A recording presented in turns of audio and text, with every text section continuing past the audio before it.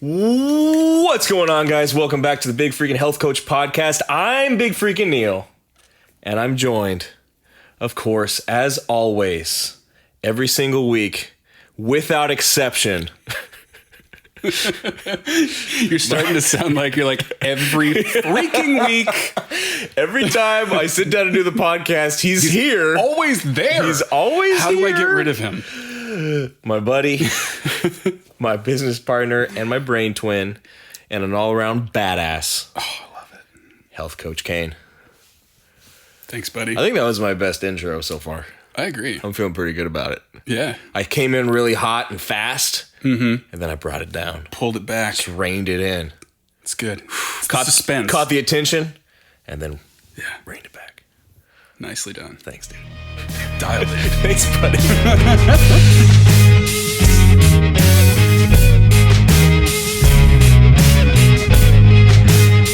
Man, what sort of caffeinated atrocity do you have for me to drink today? Buddy, it can't be worse than whatever you gave me last time. Swear to God. That was pretty bad. However, I tried. This is Monster Juice. Ooh. It's called Mango Loco. It has this really cool skeleton on it. Dude, the branding is on point. Yeah. That much I is like for how sure. you can throw Loco on there, and now it looks like, was it Mexican Halloween? Yeah. Dia de los Muertos all over this can. It's super over the top. Okay. Is it ridiculously high calorie like the last one, buddy? Yes. Oh, nice. Suck it. Serving size is only one can this time, but it's 240 calories. Oh my gosh. Okay. So I'm going to make sure you can't eat dinner later. Nice. But it has 490% of your B12, apparently. Okay. It seems like bullshit. Seems excessive. Yeah. 16 ounces, and I can't find how much caffeine is on here with a quick read through. Okay. So it's probably plenty. I mean, I would assume so. I assumed that because it's energy drink chemicals mixed with juice, it would taste like feet. So that's for you. That's what I'm envisioning too. At least it's nice and cold for me. Thanks, buddy. Hey, you're so welcome. If I could have heated it up, I would. They didn't have any on the shelf. Okay. So this one caught my eye because I've never seen it before. And it's a very plain can. And the flavor I really like. It's called Zero Berry. So I don't know what that implies. I'm guessing minimal flavor. Yeah, it looks like the emptiest can I've ever seen in my life. Like, I don't think I would have even noticed that on the shelf. Steez? I almost didn't. It was easy to miss. Steez or Stiaz? Something. And yeah, zero berry flavor.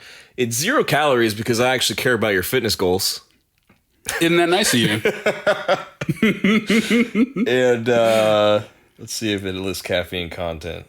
See, I hate it how every can has it in a different spot. And some of them are like, here's the caffeine. Some are like, read everything. There's a warning on the label. Not recommended for children because of the caffeine, but it doesn't say how much. It does, however, have 1,250% of your B12. So I'm calling bullshit again. There's no way that you fit. This is just a little can of B12 then. Basically. How? That'll probably be most of what the flavor is. Just Also, I guess that totally depends on what they think the recommended daily allowance of B12 is. True.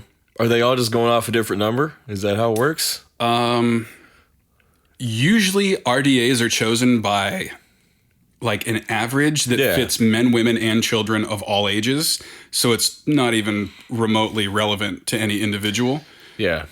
But maybe it's like 5 milligrams. It's 1,200% of the child's recommended. Okay. This didn't even fizz when I opened it. That's zero, how you know. 0 calories, 0 berry, 0 fizz.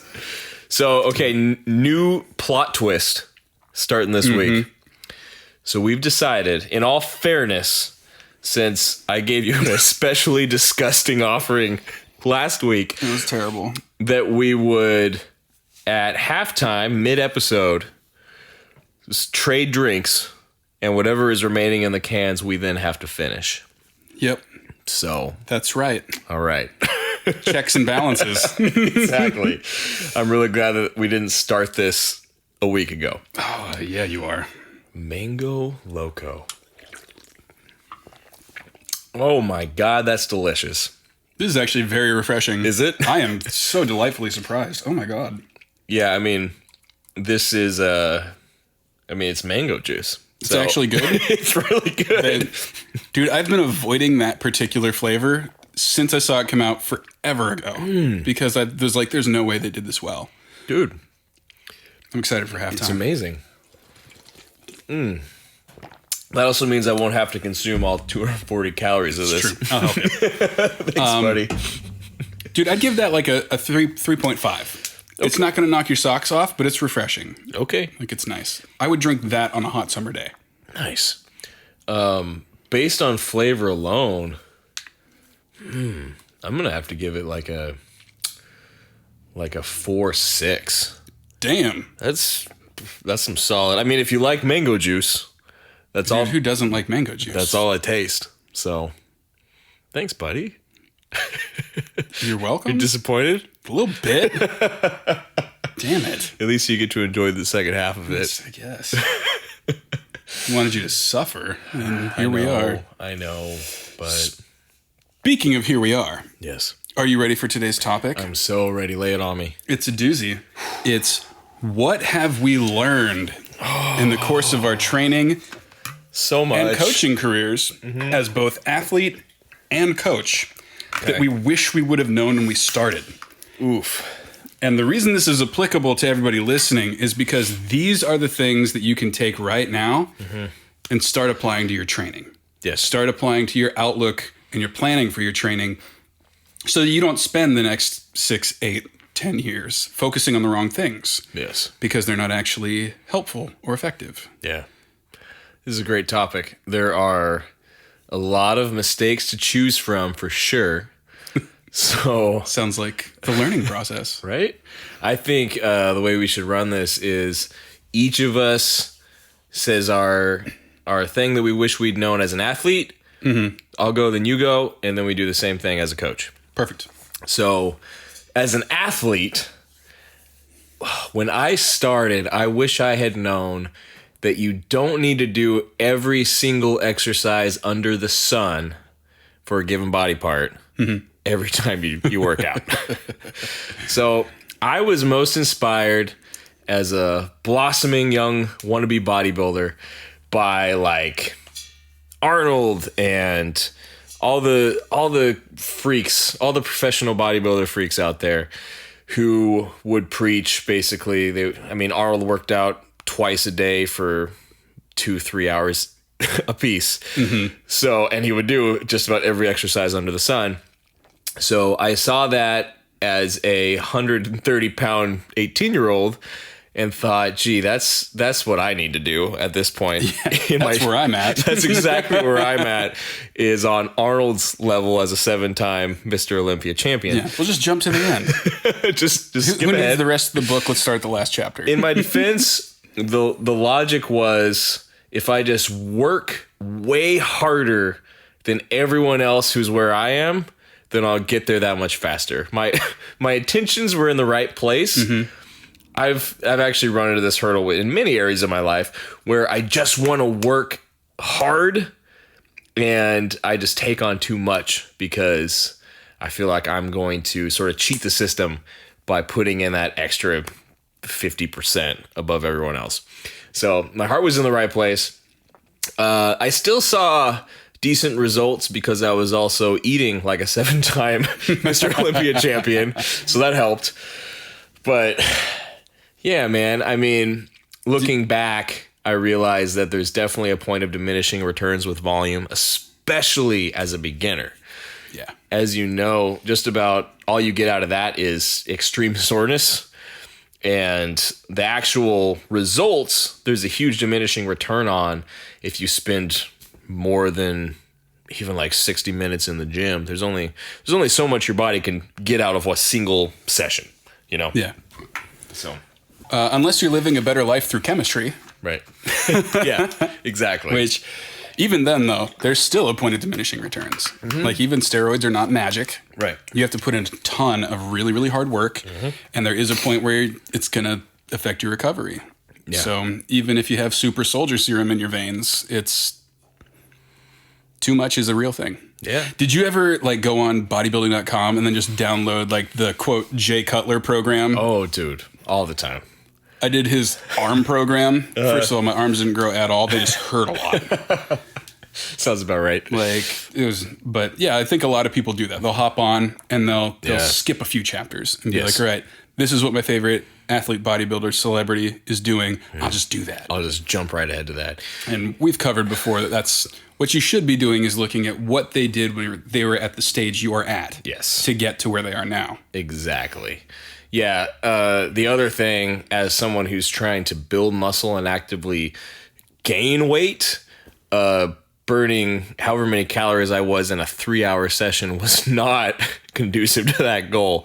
It just meant that I had to eat even more food, which was something that I always struggled with. So, yeah, if anything, it slowed down my results quite a bit. Yeah. Actually. Really, the better approach, especially for beginners, is to stimulate the muscles so that you start protein synthesis. Yes. And then get out of Dodge. Get out, start eating. Yep. Yeah. Boom. You're building. You don't want to spend calories on other stuff. Yeah. The good news is you probably don't have to do a ton of cardio. Yeah. Just enough to maintain your health. Exactly. And very cool. Yeah. That's a good one. Yeah, that's my advice for young, small freaking Neil. Small freaking. Retroactively. Oh my God. We need to go retag all your old pictures on Facebook with small freaking Neil. Accurate. Speaking of smaller guys, my big thing was when I started getting back into lifting things, sacrificing a little bit of form, Yeah. even for just one set here and there to get a couple more pounds on the bar, super not worth it. Yeah. Like, if you are not at a competition or really ramping up for it, like, there is no reason that you need to be sacrificing any form. Now, I'm also not a believer that there is one true version of form for everybody. There's a little bit of wiggle room based on like your limb length and your joints and all that kind of stuff. So I agree. If some guy on Instagram goes, if you do a deadlift like this, you're an idiot. He doesn't know. He doesn't know you. Yeah, he doesn't know how you're built. If, like I have a coaching client, they're using the proper form that fits their physique and it gets heavy and they make a movement compensation for it, Yeah. Nope, there's no point in that. We're going to back it down so you can keep proper form. You will make more progress faster with fewer injuries. Yes. Because nothing's going to set you back more than being too tight or too injured to continue training. Absolutely. And like, I did that with my squat where I didn't really care if a couple reps a set, just to eke them out. I had a huge forward lean and got up on my toes a little bit. I was just going to say, what was the biggest, where did your form break down the most? Oh, it just, my core and my glutes did not keep up with the quad dominance that I had at the time. Yeah. And so I would rock forward a little bit and try and drive up through the balls of my feet on 1 or 2 reps. And I was like, oh, it's 1 or 2 reps. It's not that big a deal until the quadricep tendonitis kicked in. Sure. And then I couldn't squat with any weight for like 4 months. Oh. And like, that's a bigger setback than waiting an extra week to put another 10 pounds on. Oh, yeah. Like that, it was, so just don't. Use the weight you can. It should be challenging, but you shouldn't have to compromise your form. Yeah. And that will lead to better results over time. Yes.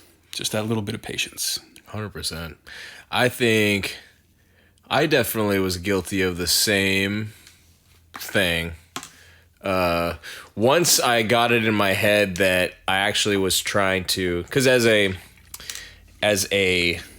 wannabe bodybuilder when I was starting out, I was always more worried about actually building muscle than getting stronger, which sounds so weird coming from me now. But so I guess I didn't quite have the same issue because I was more concerned with like, are my muscles burning enough? Do I have a big enough pump? All the dumb bodybuilding shit like that. So yeah, I definitely occasionally though would go, I just kind of want to add 10 pounds to my bench press. Let's see how it goes. And then I would, not do it right.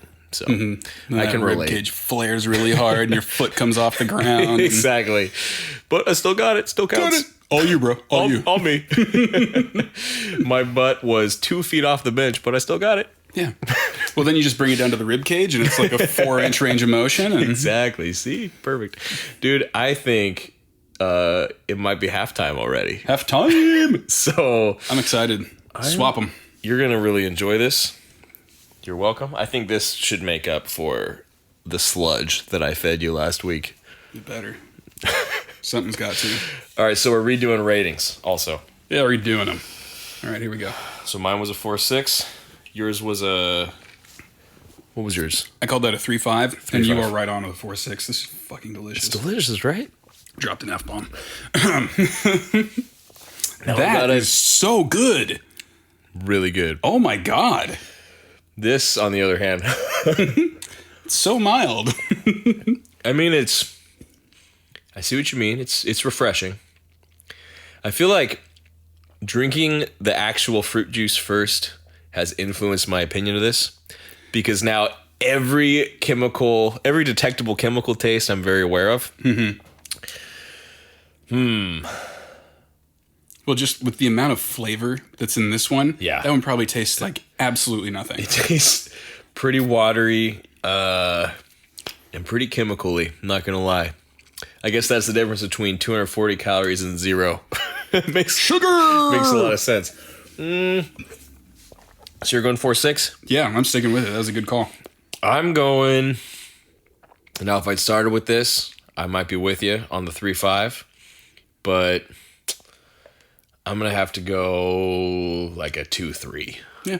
It's drinkable. I might bump this up to a 4.8. Ooh, look at you. Of course, I had that one first. That's true. And I had that abysmal, ridiculously terrible drink last week. I mean, by comparison, that is... Yeah, that's the stuff right there. Yeah. Yeah, I'll go 2.3. All right. It's not terrible, but it's not delicious. It's definitely not that. Yeah. So, good enough. All right, buddy. So, coaching-wise. Coaching-wise. As an actual trainer, a coach of Yeah. people's health, what is the thing that you have learned that you wish you would have known day one? Yeah. I would say my thing is programming related, and it's that you don't need to... More is not always better when it comes to a client's training program. And whether or not they're feeling bored with the exercises is not... It should not take priority over what they actually need to do. Yeah. So, and what they need to accomplish from the workout. So I think that as a absolute beginner trainer, I was more concerned with, I was still concerned about making sure they got the stuff done that they needed to. But in the back of my head at all times, I was always constantly thinking about, well, they sort of did something similar to this last week. I need to give them something different. Like, I always felt like I needed to keep it really interesting and entertaining for people. Fresh and new stuff every time. Yeah. And then there would be those couple things that I kept consistent because it was the stuff that would help them. But now, as a more seasoned trainer, I realize that the priority is to give you exercises that are actually going to get you the benefit. Mm-hmm. And if you're bored with them, there's other variations of those same exercises we can do, but those core consistent exercises should still always be there. We've talked before about program hopping and to avoid switching things up too frequently and just stay consistent. So that's more what I'm all about these days is consistency.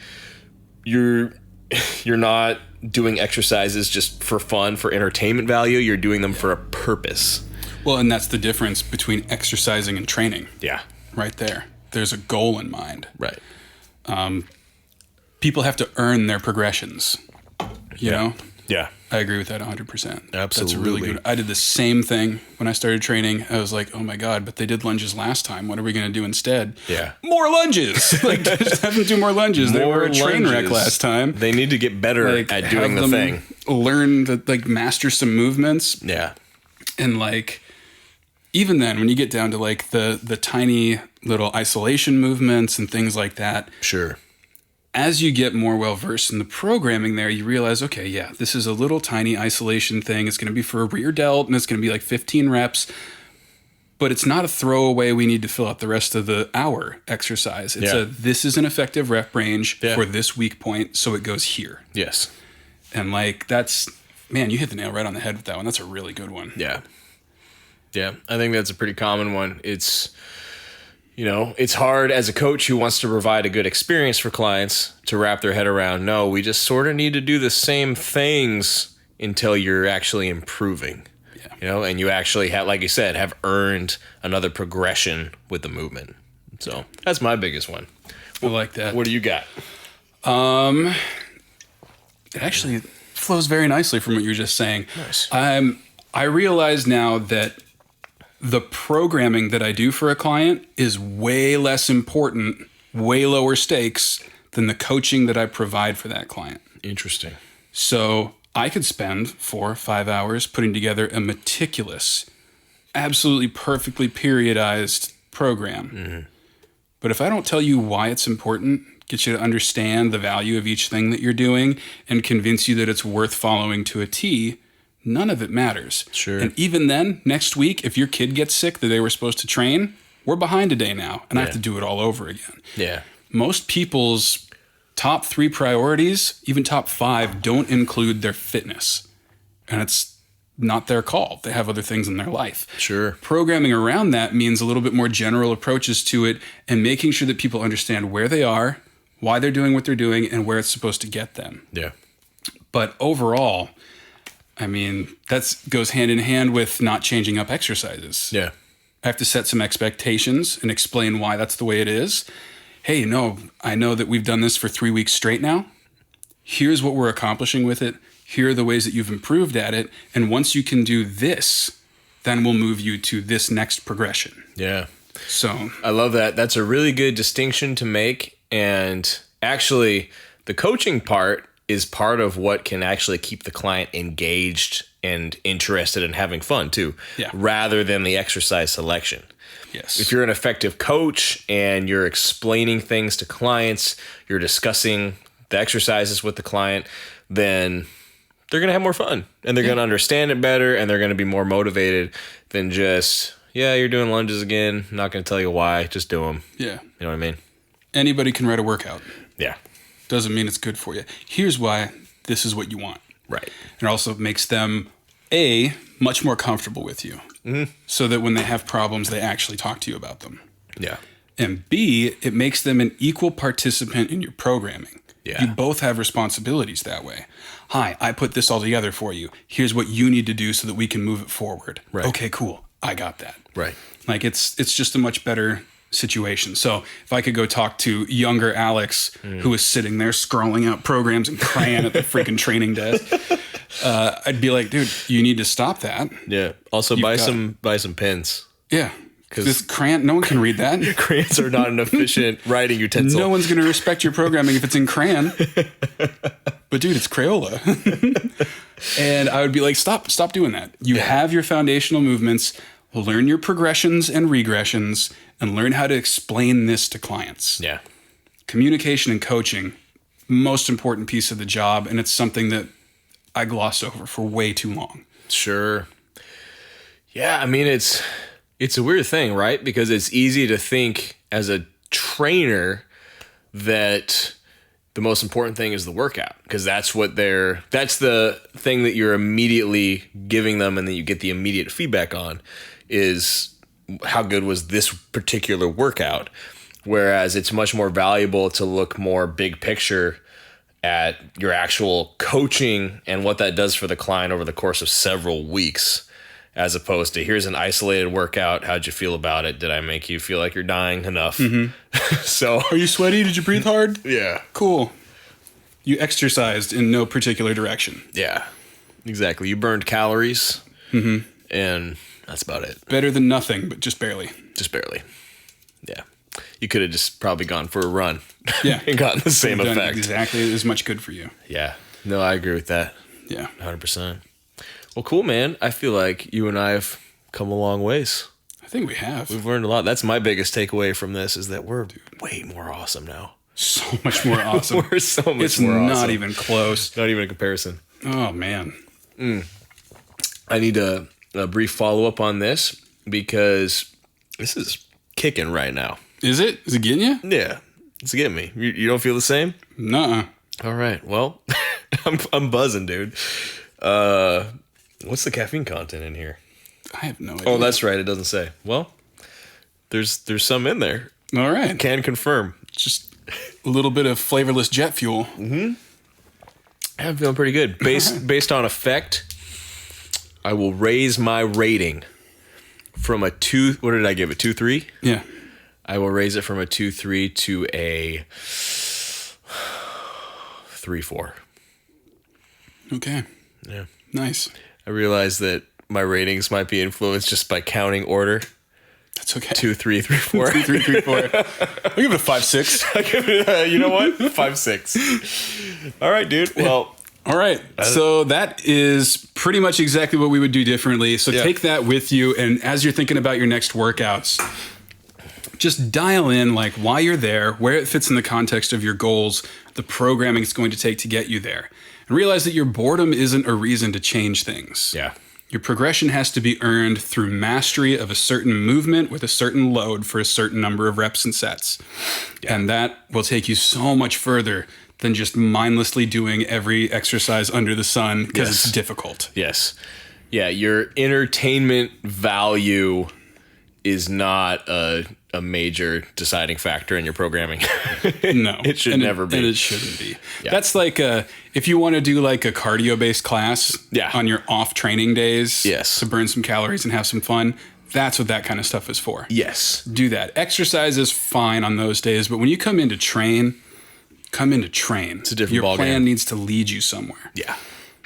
Exactly. So that's it for us this week. If you like the show, please give us a 5-star review, share it with your friends, leave us tons of comments, ask your questions. We will be back on Tuesday again with another Q&A bonus episode. Yeah, buddy. He's Big Freakin' Neil. I'm Health Coach Kane, and this was the Big Freakin' Health Coach podcast. We will see you next time. Next time.